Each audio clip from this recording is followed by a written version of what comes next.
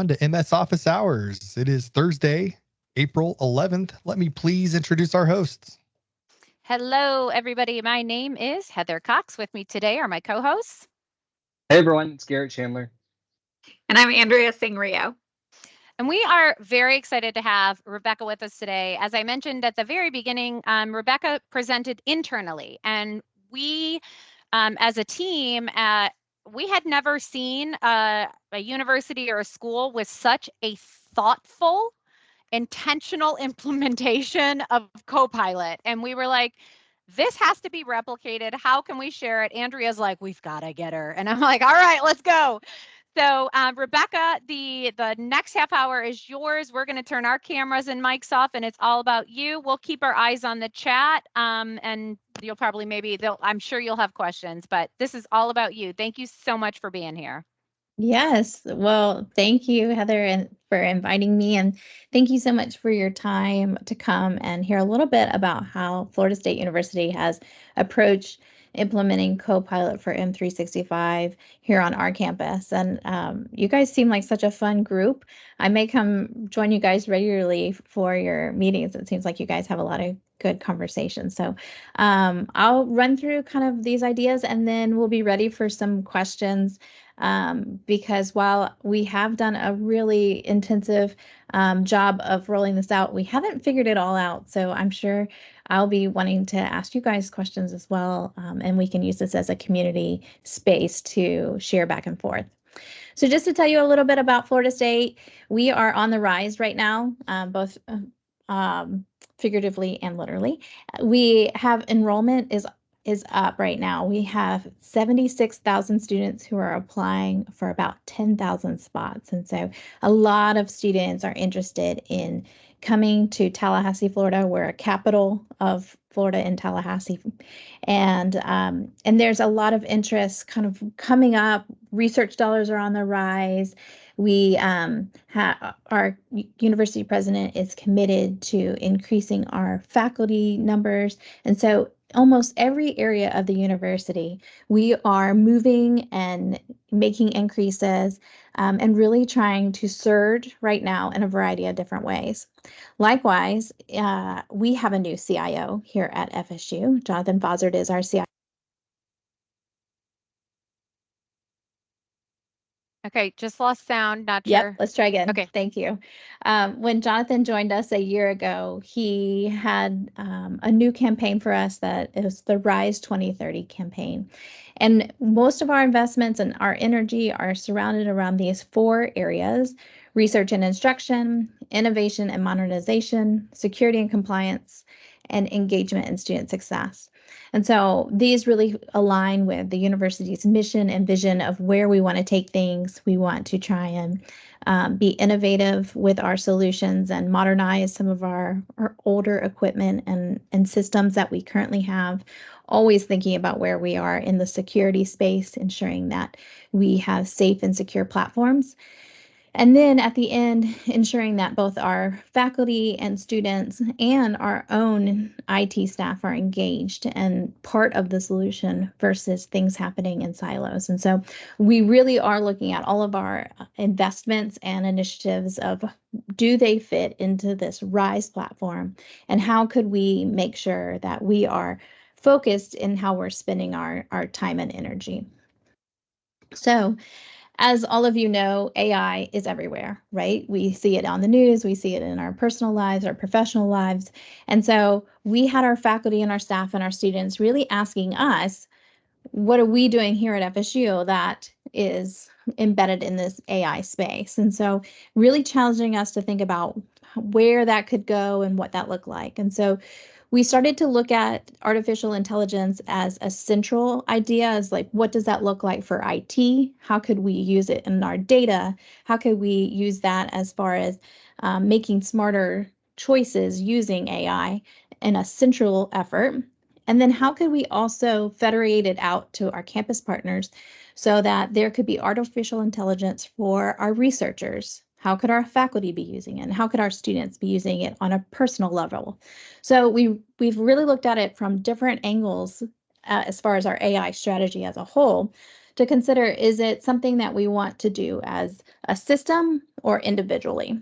And sometimes this means it's benefiting our technologists, and other times it really is getting down to the individual student or faculty member. We also have decided that our AI strategy is a use case based strategy. So we don't go for AI just for the sake of AI. We really look at use cases, and we choose AI pilots and products based on a proven use case that we think that we can solve with AI. From there, we've been talking to a variety of different partners across the space, things within Microsoft, things without Microsoft. There's our current vendors that we work with across our various platforms. A lot of them are implementing AI technologies into the products that we already own. Others are coming to the table and bringing new and innovative ideas. And so we met with Microsoft in December of last year. A couple different conversations were going on with people throughout Florida State. Did we want to go with Azure OpenAI?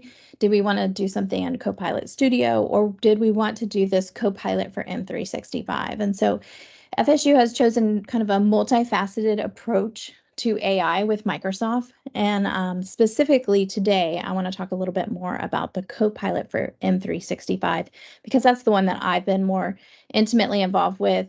But we have started to dabble in the Azure OpenAI and starting to talk about some use cases for the Copilot Studio as well. So when we decided at the beginning of this year that we were going to implement a pilot of Copilot for M365, believe me, it's a mouthful every single time I try and say it out loud. It's that we knew that we were going to purchase 400 licenses to give it the good college try. But we were trying to think about the best way to do that. Were we going to just let all of our IT staff, all of our technologists across campus try it out and tell us what they thought?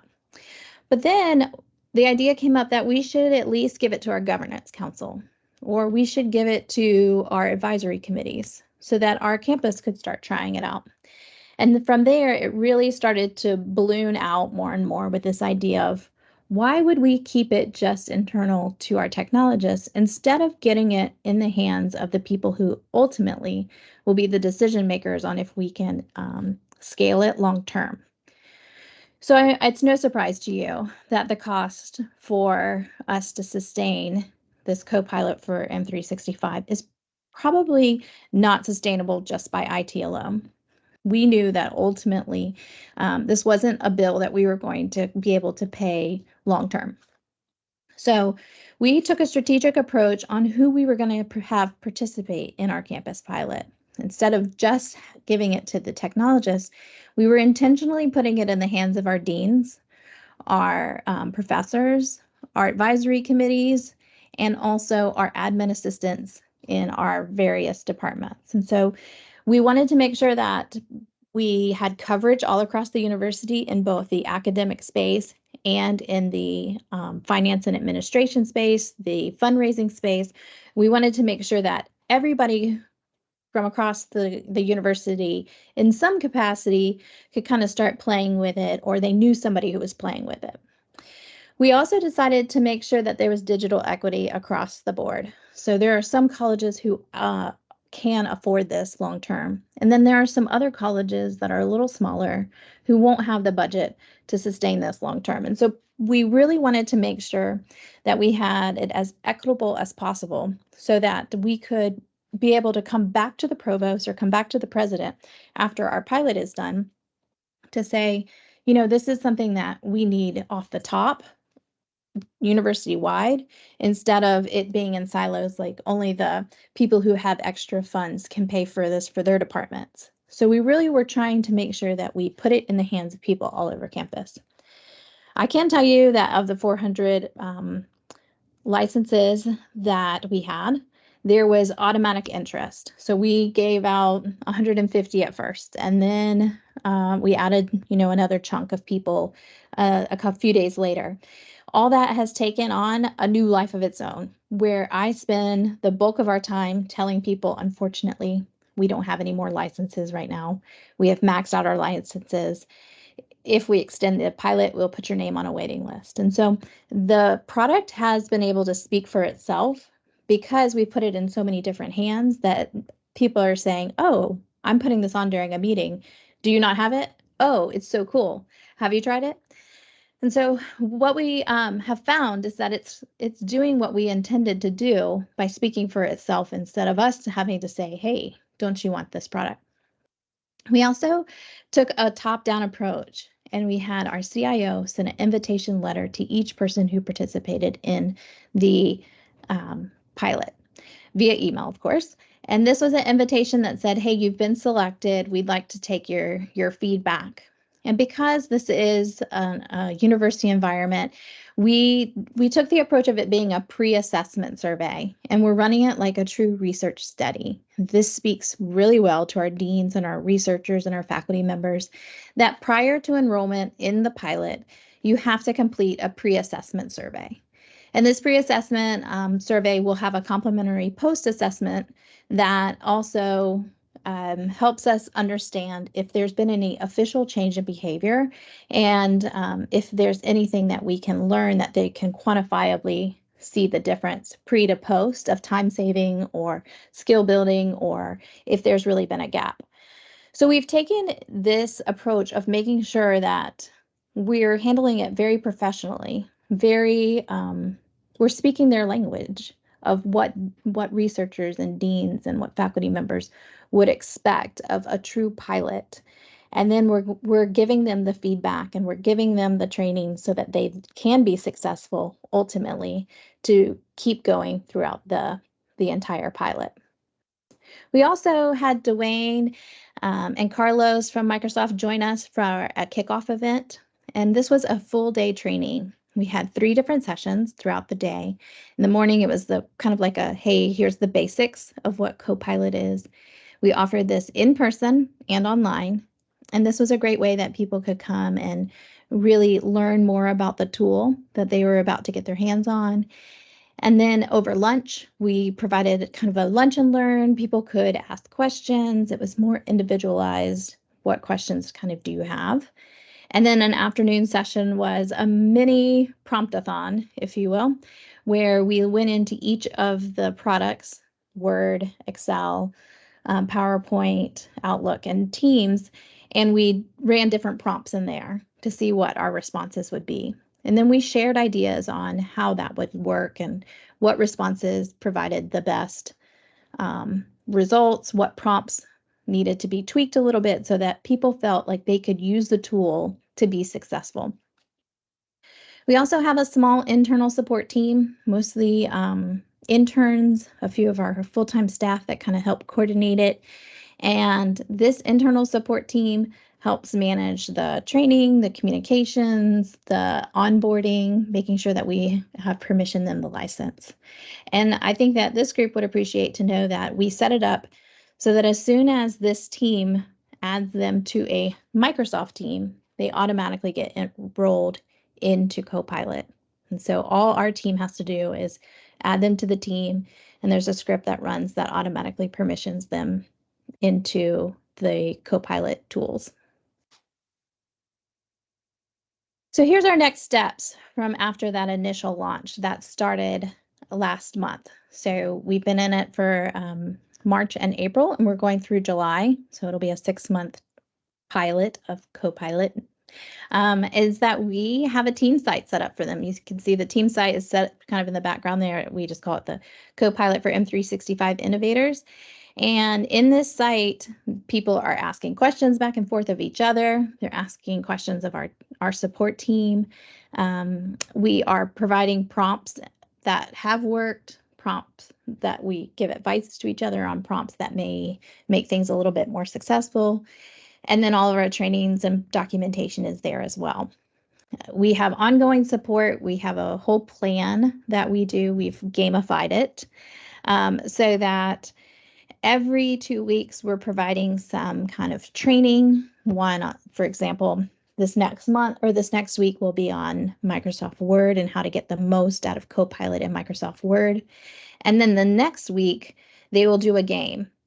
And the game will be about prompting in Microsoft Word getting your hands dirty, trying to get some experience. And what we've done is we have partnered with athletics to get 2 baseball tickets to our FSU baseball team. They're doing really well this year, and it's already getting a lot of energy and excitement from faculty and staff to get 2 free tickets if they win the game of participating in this Copilot word promptathon.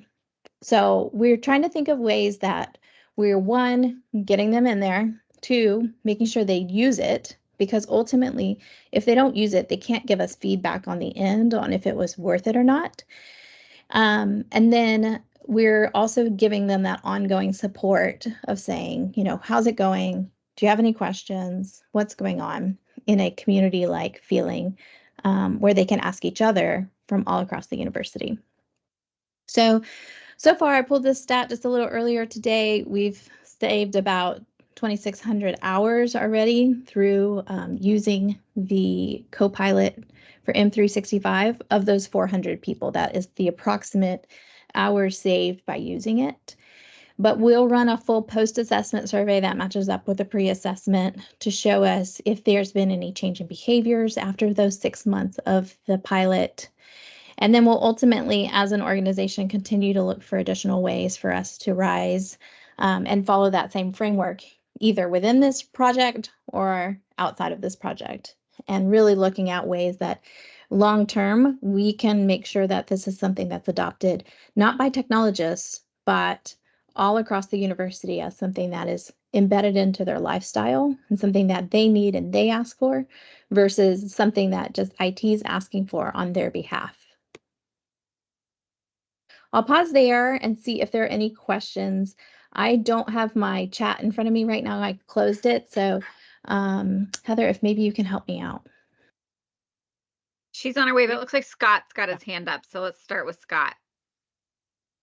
Yeah, I just had a quick question about what, if anything, you did to address concerns about overshare, specifically the accidental oversharing with everybody at the university. Did you do DLPs, sensitivity labels? Did you do an assessment? Anything you did before unleashing the Copilot? Yeah, so we have tried to educate them in a variety of different ways about the commercial data protection and making sure that people realize what all would be covered and would not be covered in that commercial data protection, and that it's really internal to their particular their use cases, unless there's some legal ramifications that their files need to be pulled. And so trying to help educate them is really our biggest strategy at the moment. And just on the Microsoft side, if you do have Unified and you have support services, there are definitely things. So most of the friends from Microsoft that answer a lot of questions in the beginning, they are on that team that works under the Unified umbrella. Dwayne was a name that Rebecca mentioned that works. Dwayne's, you saw him earlier. He's in the chat also, and he's always answering questions. But that team also can help go through review, make sure your security and governance is all in line, because you all know, if you're on here, you all know how important that is to make sure your information is set up and protected correctly. There are some other questions. Steve Lane just asked, did you create those how to use documents, or did Microsoft provide them? Yeah, great question. So we used Microsoft as the starting space for almost all of those documents. And then we personalized them based on our own environment and our own small tweaks. But we definitely utilized the resources that were given to us and just tweaked them so that it gave an FSU look and feel to them. I love that. And I'll also add that Carlos and Dwayne, they are actually part of that M365 innovators team with us. And so they see some of the questions that come through there and have jumped in and helped us when there was a few questions that we weren't quite sure how to answer ourselves. So shout out for them being great partners through this as well. Oh yeah, you I mean, we have a lot of great folks, but those two are top notch. So you're very lucky. Raphael had a question: if demand skyrockets due to the cool marketing, how will costs be managed? Chargeback for all the departments who request Copilot? Yeah. So I'm really happy to report that our provost has asked for one of the licenses. We didn't automatically assume that he would participate, but halfway through enrolling people, he asked for one. I did not make him fill out a pre-assessment. He's the only one who's been opted out of the pre-assessment. And so we are hoping and are addressing it through our innovation fund right now. We as an organization are really trying to get out of the chargeback model as much as we can, but we may have to go down that route if we get way too in over our heads. But as of right now, we're hoping that it's a centralized funded initiative. And so that actually kind of segues into this question. I don't know that if it was answered, and I apologize if it was. Brian asked, what does the IT structured FSU look like? Central, decentralized, radically decentralized? So this is a great question, and it's changing by the moment. We are decentralized, moving to a model that looks more centralized with embedded IT support remaining in the various departments, but centralizing IT as an organization. Wonderful. We'll go to you in 1 second, Betsy. I just want to call attention, if you do have chat and can see it, James has given a list of some of the permissions concerns. So those are good things to think about. And he gives a suggestion about testing it. So Betsy, what's your question? Yeah, hey, well, thank you so much for sharing your approach with Copilot, because we're doing the same thing at Northwestern. We're doing more of a family and friends sharing. So my question for you is in reference to troubleshooting. So what kind of issues have you come across thus far with sharing Copilot with everyone who may not be tech savvy? Are we looking at it being more like user error? Or are we looking at like issues with prompts? What have you seen thus far? Good question.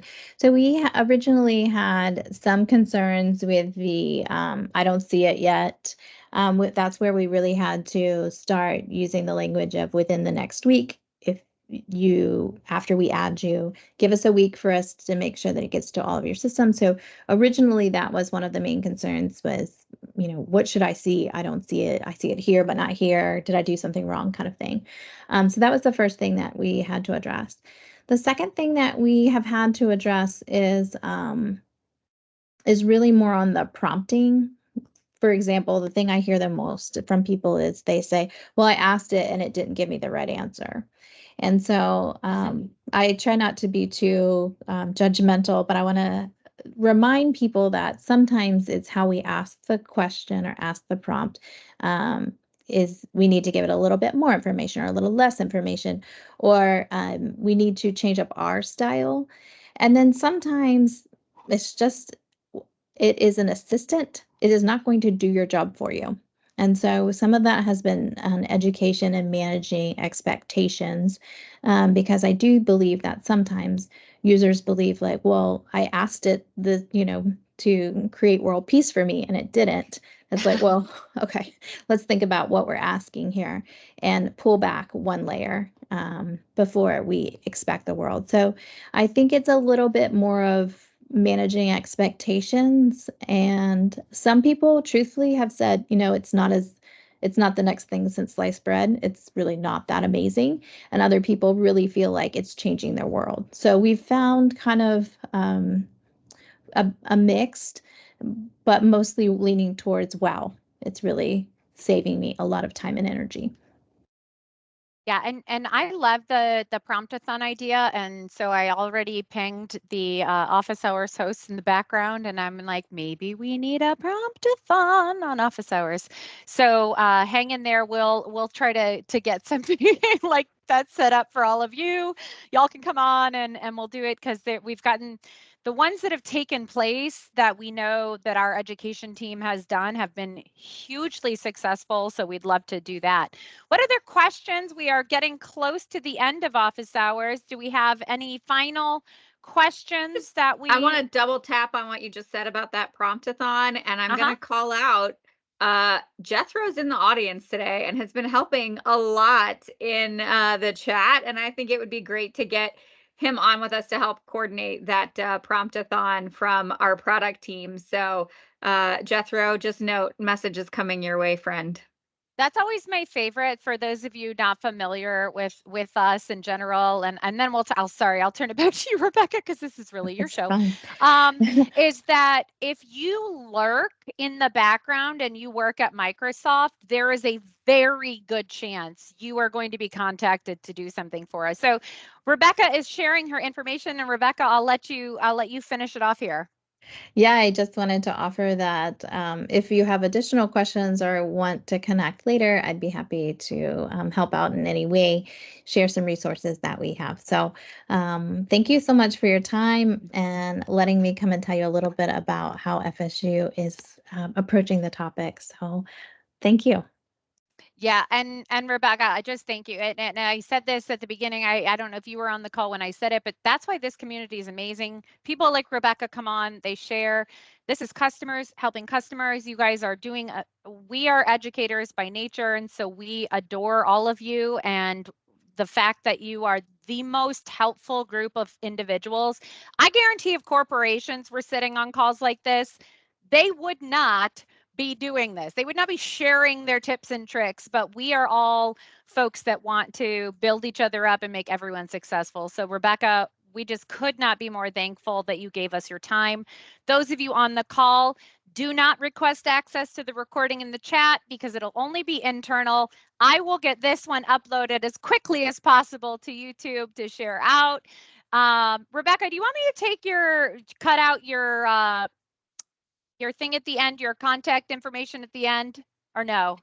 Well, I guess it's all public, so I don't really I mind guess either if they way. have your name, yeah, they could find you. You can just choose to ignore some of them. That's So, right. all right, wonderful. Thank you so much again, y'all. We will be back with you next week. I'll go ahead and end the recording, and I'm gonna kick you all out so you can have a lovely rest of the day. Goodbye, Thank you so much. everyone.